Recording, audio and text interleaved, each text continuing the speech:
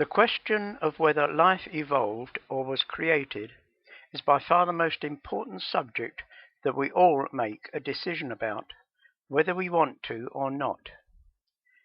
If we evolved out of ordinary material over billions of years by pure chance, then there is nothing else in this universe except chemical elements and no afterlife when we die.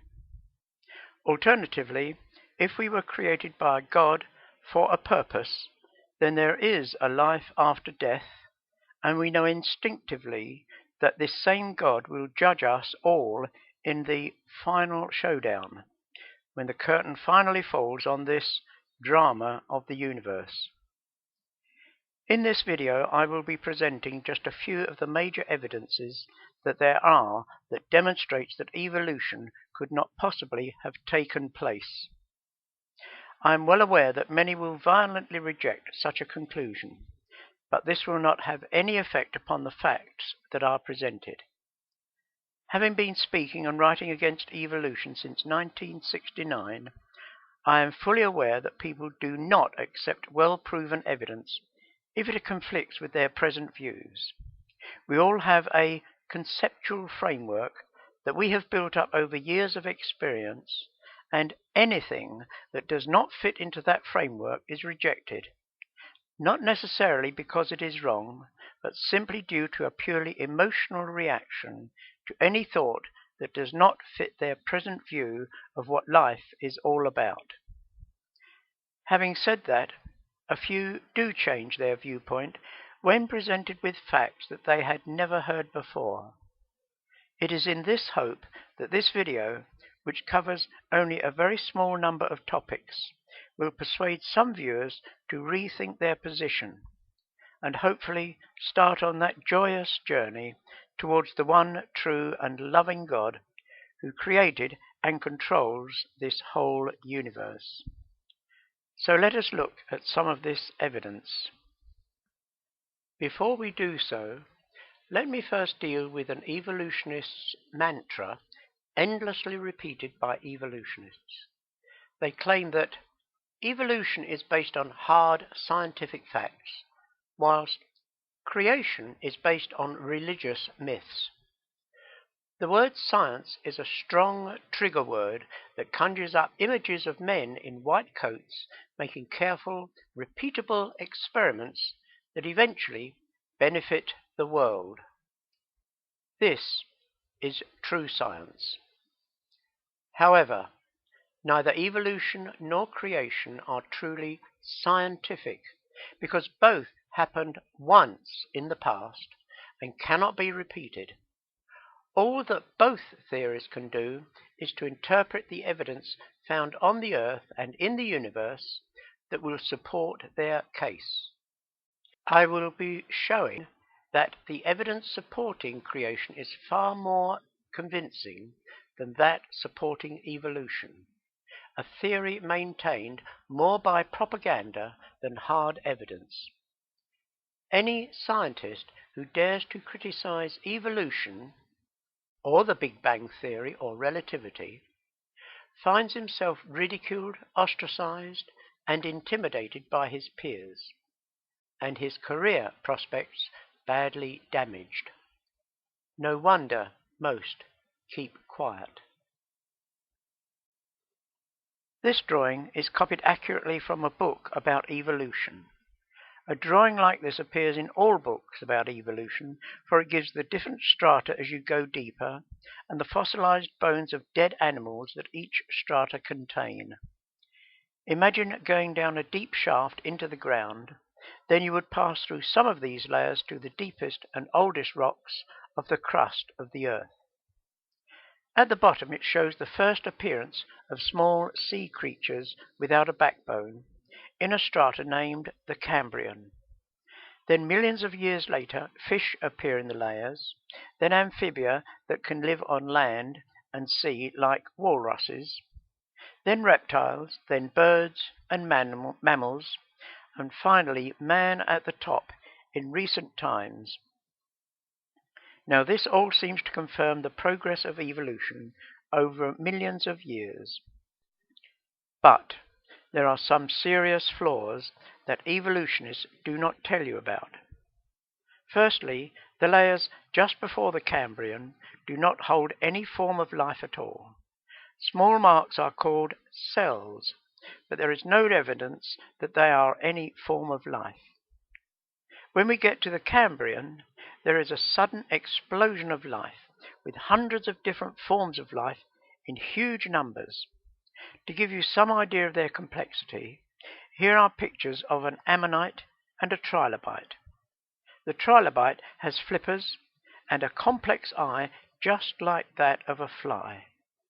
These all appear suddenly, with not a single half-formed stage in the layers below. Evolutionists rarely mention this. This evidence surely shows that they were perfectly formed by our God in a very short period of time, and then they all met a sudden death. This drawing is accurate because it shows dotted lines between all the major groups. With evolution, new species must not suddenly appear, they must evolve from some other species. These gaps in the drawing are saying, we believe that this group came from this earlier group, but we have no evidence of fossil links between them. Evolutionists insist that they do have connecting fossils, but two senior experts have admitted that they do not exist. Regarding the so-called missing links between apes and men, these are mainly ape bones that are claimed to have human features, but are clearly just apes. The whole subject of ape-men fossils is riddled with deception and fraudulent claims in order to convince the public that they are only clever apes, when really they are God's very special creation, made in his likeness. To give you some idea just how false and misleading these artistic reconstructions are, if we look at the left-hand side of this page, the top left-hand corner gives the original bones that were found, followed by 5 completely different reconstructions. The most interesting are the middle 2, which were both, surprisingly, by the same artist, drawn for 2 different people. Totally different pictures, even by the same artist. Evolutionists claim that they have connections between these groups, but the one they use most often appears on this drawing. It is the fossil link between reptiles and birds known as Archaeopteryx. This has some dinosaur features such as teeth in the beak, a long bony tail with feathers, and a hook along the edge of its wings, which are features not unlike those of a dinosaur. But its wings are composed of perfectly formed flight feathers found in birds today.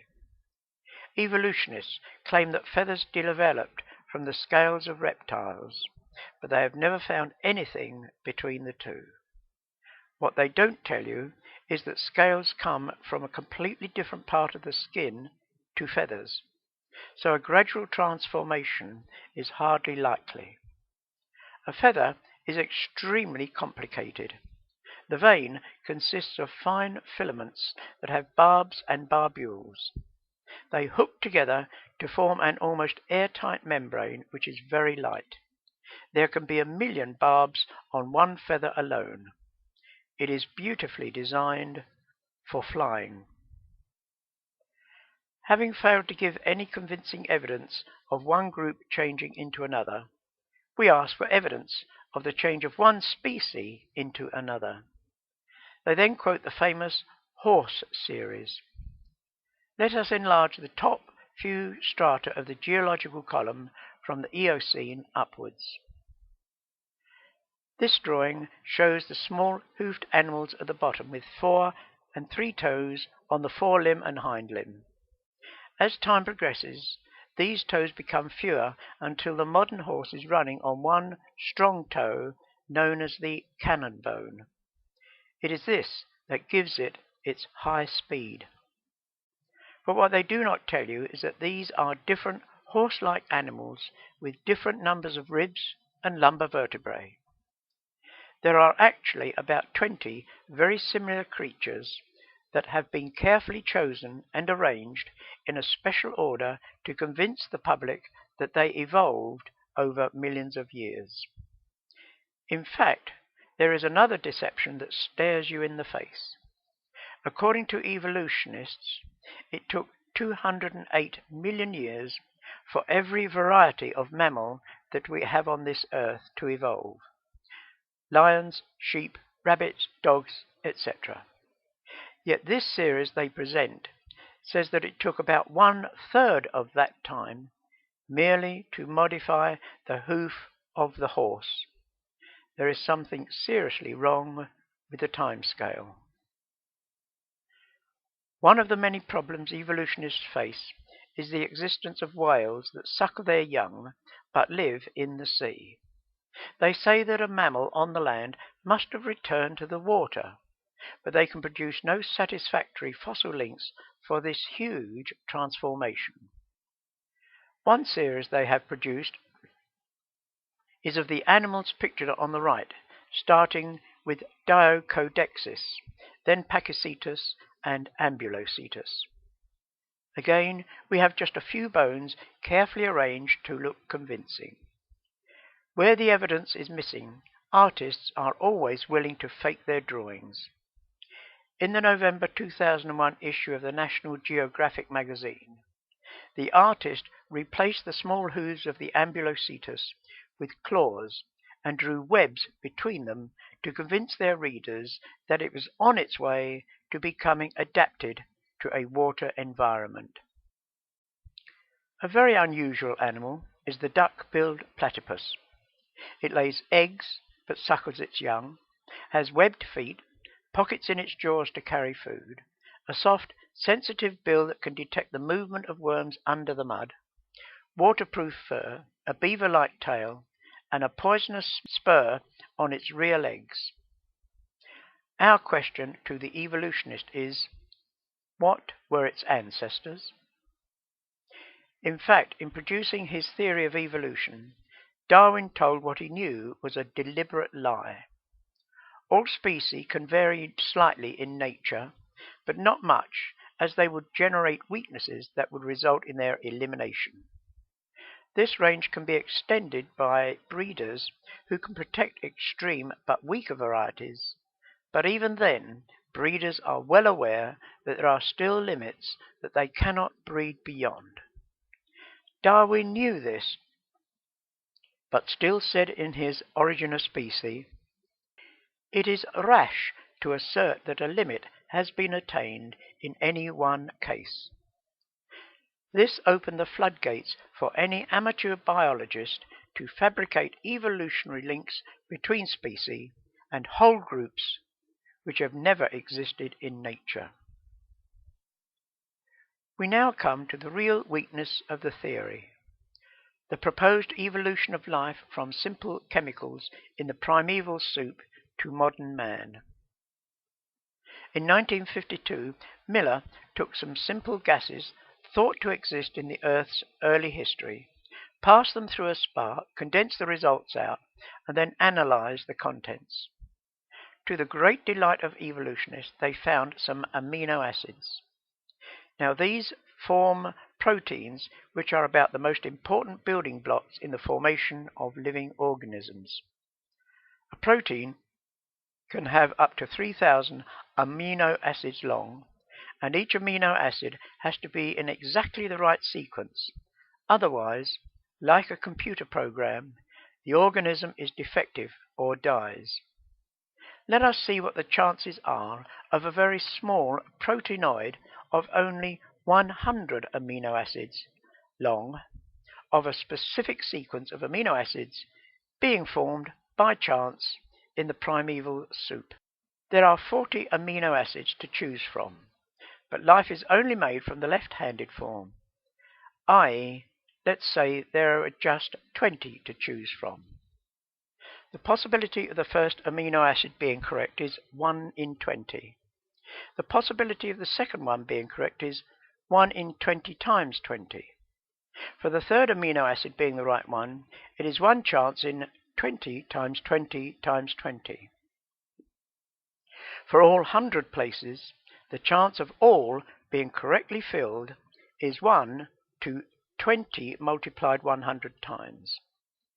This is a figure of 1 with 130 noughts behind it.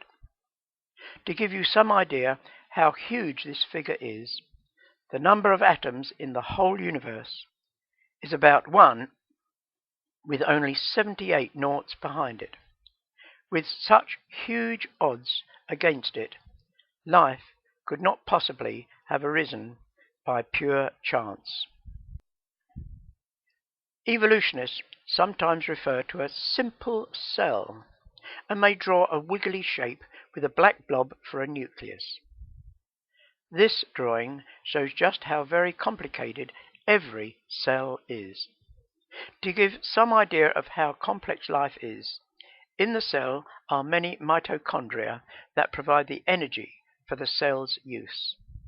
On the surface of the mitochondria are small motors that have a bent axle on the outside that squeeze two chemicals together to form ATP that now contains energy.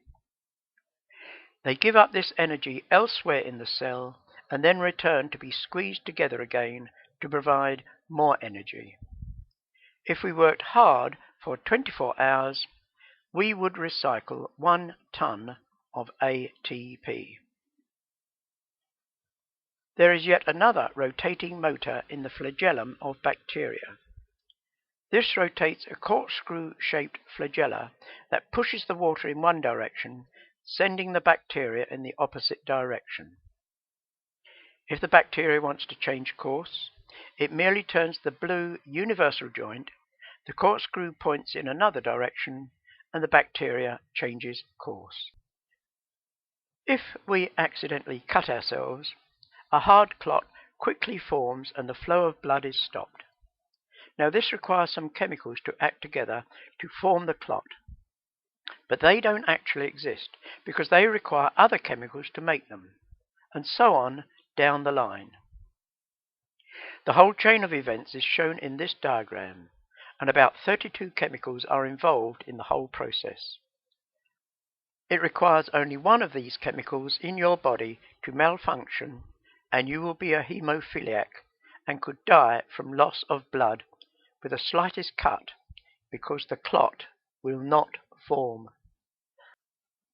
This is a chart of some of the compounds involved in the metabolism of the human body, and is one of the most impressive charts I have seen.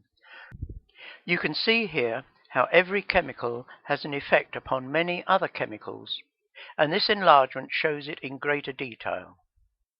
I have another chart that is identical to this, but if there is a malfunction of just one chemical, they can tell you which of the serious genetic illnesses you will suffer from.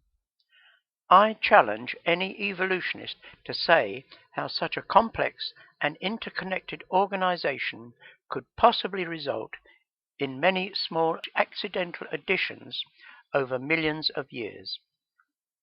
It had to be right first time and proves that life was created perfectly the first time by an infinite and wise God. Several years ago, I came across one of the most amazing examples of how the cell operates. In the cell, a chemical may be made in one part of the cell, but used in another part of the cell. How do these chemicals travel to their required destination? In the cell is a network of microtubules. There are a bundle of chemicals known as kinesin motors, and this animation is a graphic drawing of what they do. They pick up the chemical, put it on their heads, and then walk with 2 feet along the surface of the microtubules, and then drop the chemical off at the correct destination. Remember that these kinesin motors are in the cells of the very first animals found in the Cambrian rock strata. There was no time for them to be gradually evolved. We have all heard of DNA and its huge complexity. The coding uses only 2 pairs of chemicals that are repeated along the DNA. If there is an error in the chain due to ultraviolet light damage, then this damaged section will affect all future replications of the DNA, and these errors can build up from one generation to another. However, to prevent this, there are 4 checking chemicals that work together. 2 of them work along the DNA, checking every link. When it finds an error, it stops, and the first pair move away, and the 3rd chemical straddles the chain. This snips the links well away from the bad section and then leaves.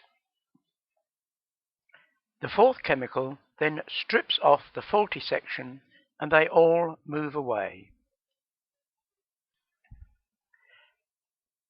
The gap is then filled by the correct pairing nucleotide partner automatically joining on to the good half of the chain, and the DNA is now correct once again. Remember that these are all fairly simple chemicals, but how could they have evolved slowly to give such a complex repair system over millions of years? In this talk, you've been faced with good, scientific, verifiable facts. Facts that you will never hear on the TV or anywhere in the mass media. Indeed, creationists are consistently blocked from being allowed to present their evidence on the public platform because this is all rigidly controlled by evolutionists. Indeed, I have been on radio several times, and each time I issue a challenge to evolutionists to debate the subject with me. I have never received a response. Some may say that evolution took place, but it was used by God to bring about the present world we live in. They are known as theistic evolutionists. But the evidence that I have presented cuts that possibility at the very root, at X on the diagram, for I contend that evolution could not possibly have taken place, and I have only given just a few examples of why this is so. So you are now faced with a choice. You were either created or you evolved. If you still believe that you evolved, then no matter what good facts are presented, you have to reject them because you must believe evolution, as this is the only theory that allows you to get rid of God. Everybody knows instinctively that if there is a creation, then there must be a creator. The possibility of the existence of a great creator God is totally unacceptable to most people, not on scientific grounds, but simply because they do not want to believe that there exists a God who created them for a purpose, and before whom they will finally have to stand and give an account of their lives. What they do not realize is that those who reject the love that God has for them cannot then complain if he finally rejects them. By their own free decision, they have already condemned themselves. In summary, evolution is not supported by the scientific facts, says there is no afterlife, which means, firstly, that wicked people are never punished for their sins, and there are no rewards for a good life, and secondly, makes all human motivations and experiences ultimately meaningless. Love, self-sacrifice, martyrdom, kindness, altruism, and joy, etc. None of these will exist when all life eventually ceases after the heat death of the sun. It is a philosophy of ultimate despair, darkness, depression, and makes a mockery of all human endeavor. On the other hand, the true Christian faith is rational, supported by scientific evidence, and gives a complete picture of life and eternity that is realistic and accommodates all the events in this earthly life and the hereafter. gives true Christians who have come to God on God's terms, i.e., through Christ's death, the certain assurance that they will spend eternity in the presence of this loving God. God will judge all humans with perfect justice, rewarding those who truly love him and who have also loved others, and condemning rebellion against him. It gives a deep sense of joy and peace with God and man, looks to death with little fear, and it gives strength and wisdom to deal with all life's problems that come upon him in a mature Christian attitude.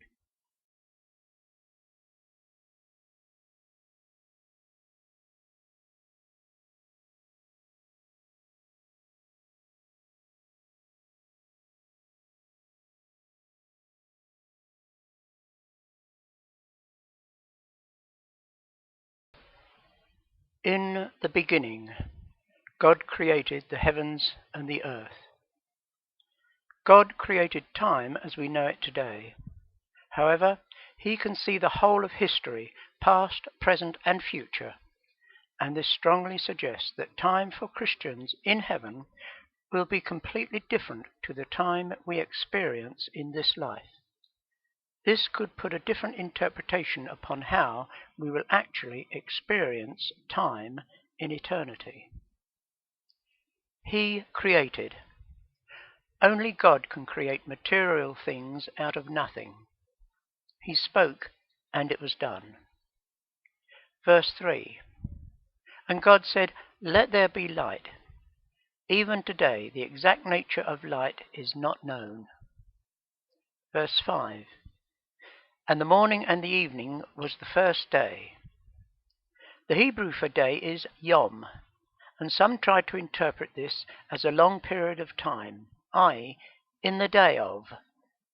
However, this letter from Professor James Barr, who is not a creationist, admits that all Hebrew scholars accept that in this context the word definitely signifies a normal period of 24 hours. Verse 11. Let the earth bring forth grass, herbs, and trees. Sudden creation of very complex forms of life as found in the earliest fossils of animals and plants in the geological column. It was this fact that convinced me, as a liberal Christian who did not believe the Bible was fully reliable at that time, that Genesis at least was accurate. For some 2 years I lectured upon the accuracy of Genesis, but I did not accept the rest of the Bible was true. Verse 11.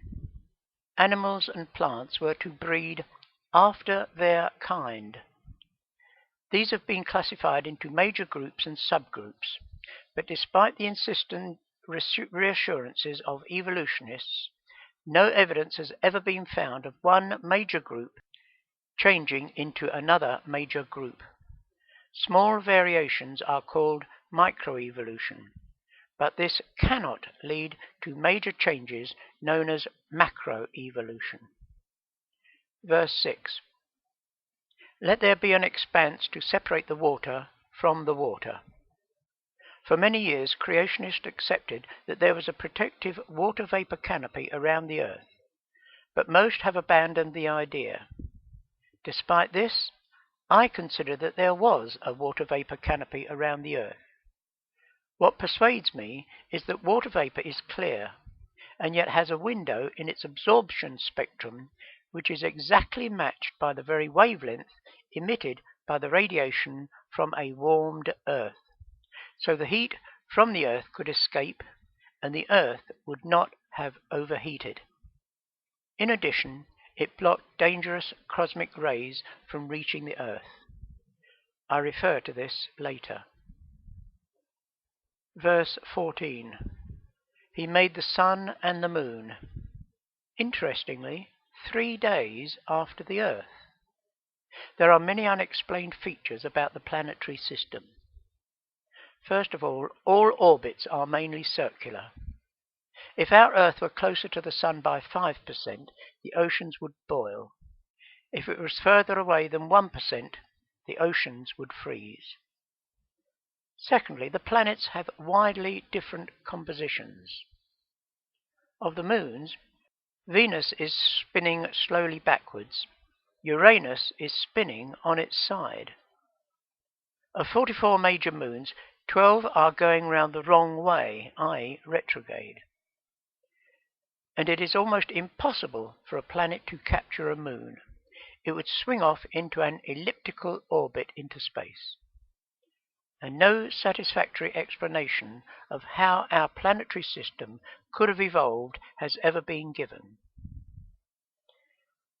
Evolution must have many millions of years for it to develop by pure chance. There are many scientific results that show the age of the Earth to be from a few thousand years to about 1 million years old, but this was still not enough time for evolution.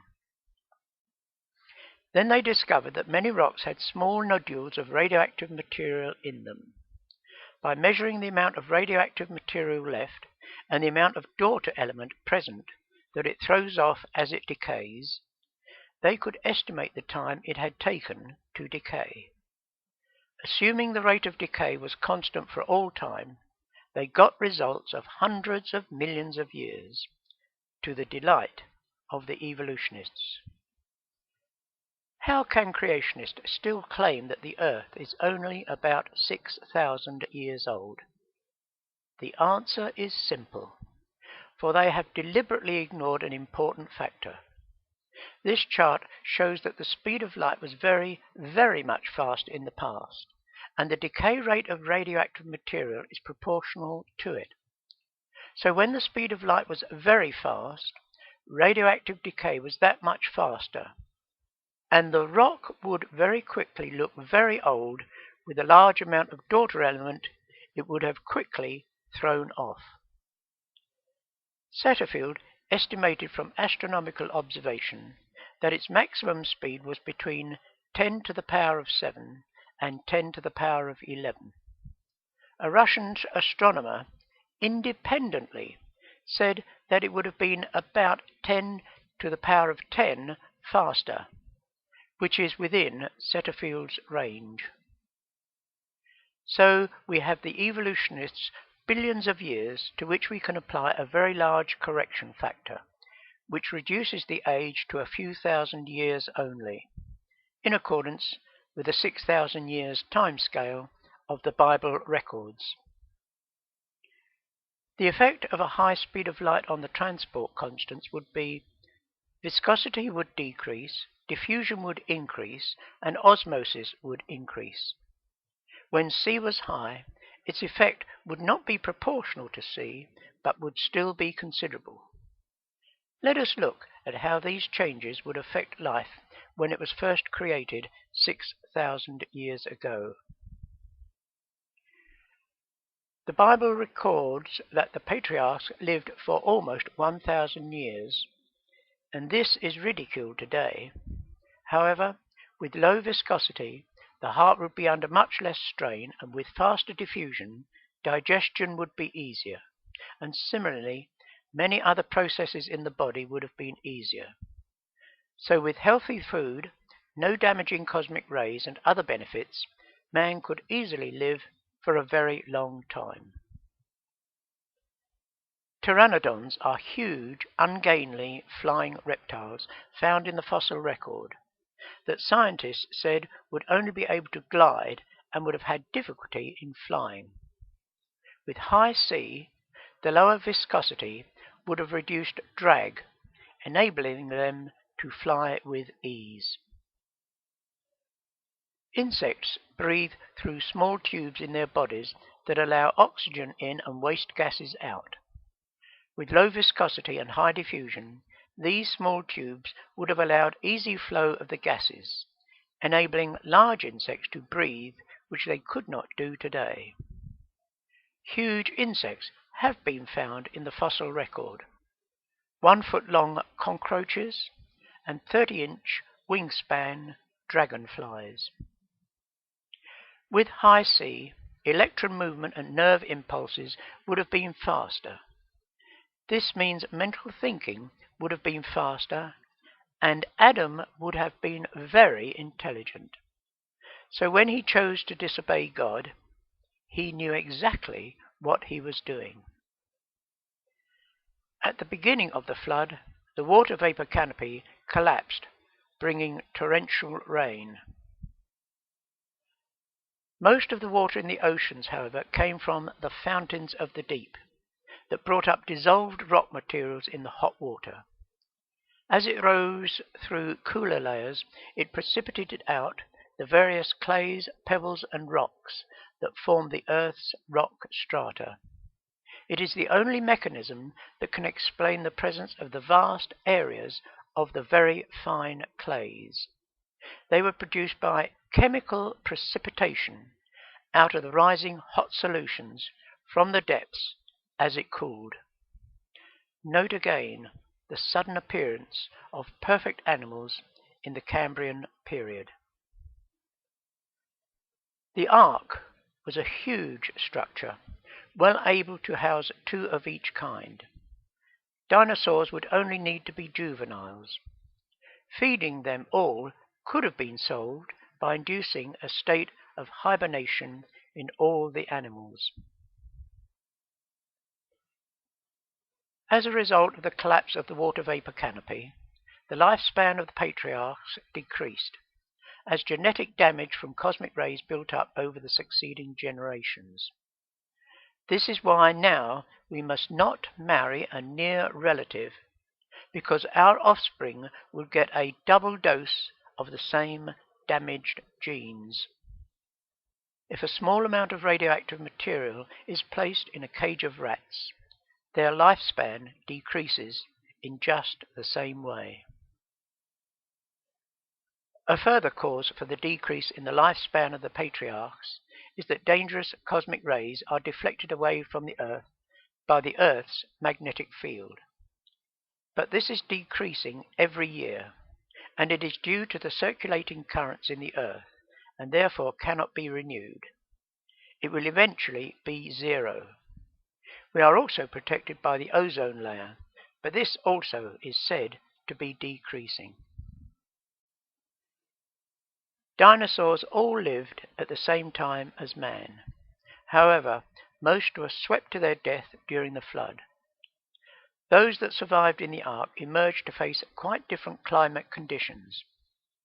Dinosaurs often have quite small lungs, which would have been adequate with the extra pressure of the water vapor canopy, but its collapse would have made life more difficult for them. As you go back in time, there are an increasing number of accounts of huge animals roaming the whole earth and threatening the human population. Beowulf's saga is just one record. Grindelwald means dragon's wood. In the book of Job, the author describes the great creatures, Behemoth in Job 40 and Leviathan in Job 41, which were alive in his day. So there is good evidence of their existence in recent records, although most land dinosaurs seem to have died out. However, conditions in the sea were more stable, and sightings and carcasses of strange sea creatures are frequent in comparatively recent times. In 1977, a strange creature was dredged up from the ocean bed by a Japanese fishing vessel, and the trained biologist on board took some photos and made a drawing, but it had to be thrown back to prevent contamination of the catch. The initial reactions of Japanese experts that this was not any known creature, but looked like a plesiosaur. The evolutionists could not tolerate this, and a deputation from France promoted a major report claiming that it was only the carcass of a basking shark. But this could not be for the following reasons. It had a long neck and huge flippers. There was no smell of ammonia as when fish decay. This carcass was dredged up, but basking shark carcasses float onto beaches. And there was red meat visible, and it had horny fronds on its flippers. The carcass of a basking shark is completely different to that shown in the biologist's drawing. His witness and findings were never presented in the report because they were obviously too contradictory for the conclusions that they had determined beforehand. In this way, the theory of evolution is preserved by twisting and hiding the facts. But why should they wish to dismiss this carcass? Dinosaurs were said to have died out 65 million years ago. To admit that they were still living would have destroyed the carefully fabricated propaganda that the Earth is millions of years old. Their existence today would support the idea that the Earth is only about 6,000 years old, as young Earth creationists have long contended. After the flood, the people started to build a temple to their gods. So God confused their languages and dispersed them over the whole earth, to locations he had destined them to occupy. A.C. Custance contended that the Shemites, that's the Arabs and Jews, represented the spiritual part of man, and they stayed mainly in the Middle East. The Japhethites were the thinking part of man, and they split into two separate groups, the Euro-Japhethites and the Indo-Japhethites. The Hamites were the practical aspects of man. They went all over the world and could survive under a wide range of conditions. All the present major nationalities are referred to in Genesis 11, the Table of Nations. Many ask, where did all the different nations come from? As the small tribes of people migrated to various parts of the world, they would inbreed, and gradually very specific features would emerge. The dark skin of the African, the yellow skin of the Chinese, the white skin of the European. Thus, the genetic makeup of the human race was fairly variable, but we were all still one race. It is just like the breeding of dogs. They have a very flexible genome, and a wide range of dogs have been bred from the same basic mongrel form. But they are still dogs, even though they look like different species. As the nations dispersed around the world, they took with them the story of the flood. Several hundred of these stories have been collected by anthropologists, but they rarely mention this fact. Byron C. Nelson compared them in this chart, and you can see that even on the opposite side of the earth, they still had the story, including the use of a bird. All this indicates that the flood actually took place. Even Chinese pictograms refer back to the flood. For a boat, they have the pictogram of a vessel plus 8 plus mouths, and there were 8 people in the ark. To hand down or continue is represented by water plus 8 plus persons. 8 people handed down their skills, traditions, and experience after the flood. To covet was 2 trees and a woman, and Eve coveted the forbidden fruit. The very first is represented by life plus dust plus man. Adam was made from the dust of the earth and given the first life of man. Beginning is 2 plus persons. Human life began with 2 people. Regarding the flood account, let us look at another example of how facts are hidden from the public. This diagram charts the biblical history of the Israelites, with the flood taking place about 2345 BC. Critics of the Bible claim that the Gilgamesh epic, which was full of stories of pagan gods and myths, was written about 1800 BC. They also claim that the whole of the Old Testament was forged by Ezra and Nehemiah much later, between 950 and 500 BC, and that they copied the Gilgamesh epic, but referring to only one god. However, in 1910, a paper was published of a tablet found at Nippur describing the flood in exactly the same monotheistic terms and details as the Genesis account. The main point is that it was dated as early as 2200 BC, 400 years before the very weird pagan account of the flood given in the Gilgamesh epic.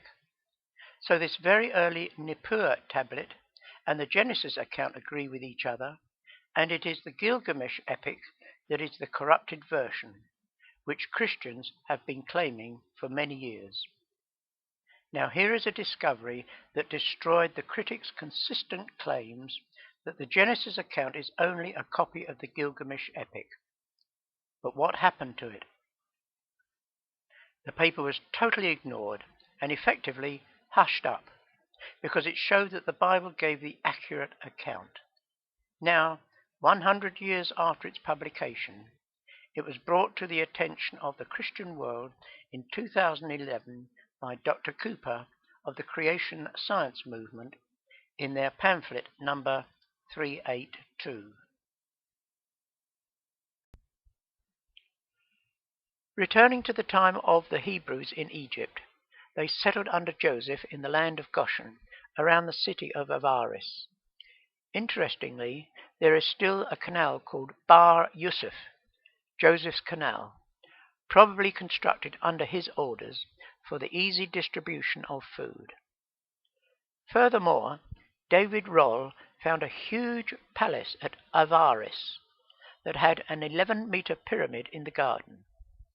This housed a burial chamber, now empty, and a large statue that had been demolished, but the head was nearby. This is a picture of the head, which had some fascinating features. Firstly, over the right shoulder is a throwing stick, as a sign of high office used for someone who is a foreigner. Secondly, the face had been badly mutilated, the eyes gouged out, and the head had received a huge blow. Thirdly, the statue was wearing a coat of red and black, which was similar to those of the Midianite tribes. Putting all this together, Roll claims this was a statue of Joseph erected in his garden when he died. Joseph would have had just such a grand palace in the midst of his people at Avaris. The throwing stick was used as a sign of high office held by a foreigner. The coat would have been not unlike Joseph's coat of many colors, made by his father, perhaps on a common Midianite chevron pattern. The desecration of the face is understandable. The Israelites had brought the Egyptian nation to destitution. Their army was destroyed. They had taken their gold and jewels. The land was ruined, and they had all lost their firstborn child. It is little wonder that they wreaked their vengeance on what the Hebrews had left behind: Joseph's mausoleum, and particularly his statue. With all this supportive evidence, I would agree with Roll that this is probably the head of Joseph's statue. Roll gives a picture of what he thought Joseph's statue might have looked like. When the Israelites left Egypt, they met the cruel Amalekites coming towards Egypt. They fought, and the Israelites won. The Amalekites then walked into Egypt and became known as the Hyksos, meeting no resistance because the Egyptian army had been destroyed and the nation was destitute.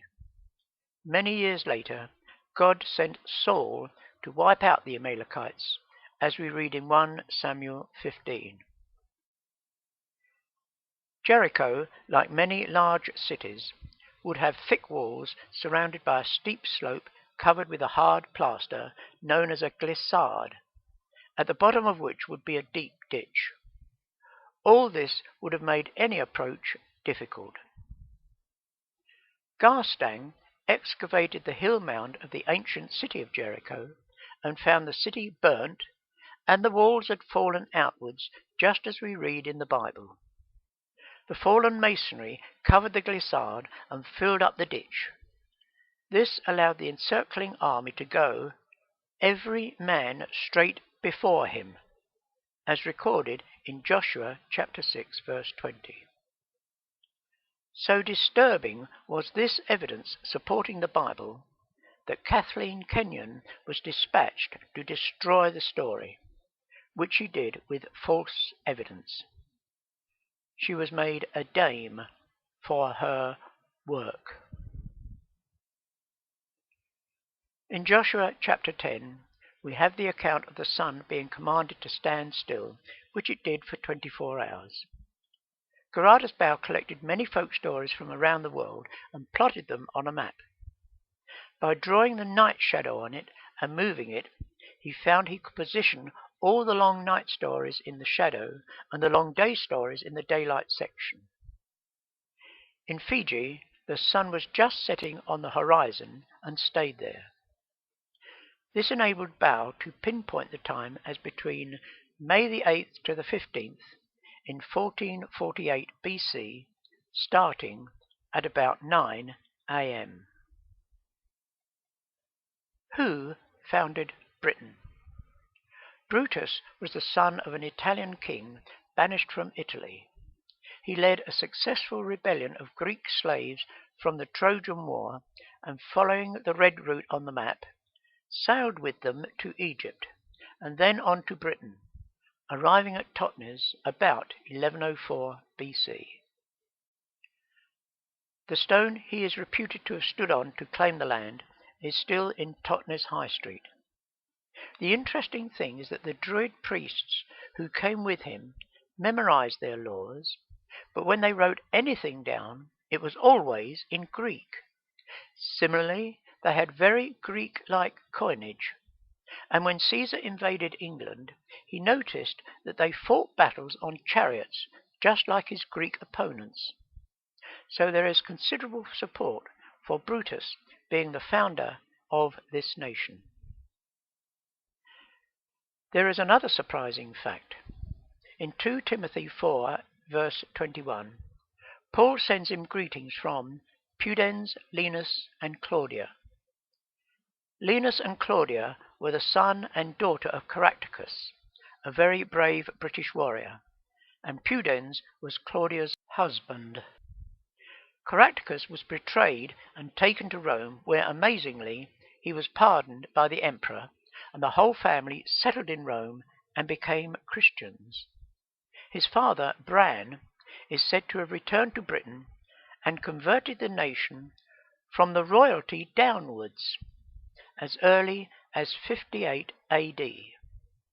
That Britain was the very first nation to accept Christianity as the national faith has long been accepted even by the Roman Catholic Church. God seems to have had a special purpose for this tiny nation in the spreading of his gospel. In this video, I have presented just a few items that show that the evidence supports the historical events recorded in the Bible. The true Bible believer does not need such confirmation, for the Bible has spoken directly to his heart. It is hoped, however, that they will still find this information very encouraging and realize yet again that despite attacks on the Bible by those enemies of God with their warped and deceitful evolutionary science, that true science will always agree with the Bible.